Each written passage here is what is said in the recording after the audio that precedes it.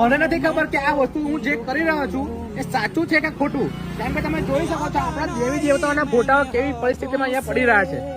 તો મારી ભૂલ ચૂક કઈ હોય તો મને માફ કરજો, કેમ કે આ વસ્તુ મને ખોટી દેખાય છે એટલે હું આ ફોટા બધું લઈને હું નદીમાં પધરાવા જાઉં છું. એટલે મારી કઈ ભૂલ હોય તો માફ કરજો, અને તમે કોમેન્ટ કરો કે આ વસ્તુ કરવી જોઈએ કે ના કરવી જોઈએ, અને તમારા મિત્રોને શેર કરજો આ વિડીયો, જેથી આવી પરિસ્થિતિમાં આપણા દેવી દેવતાઓ ના પડી રહે.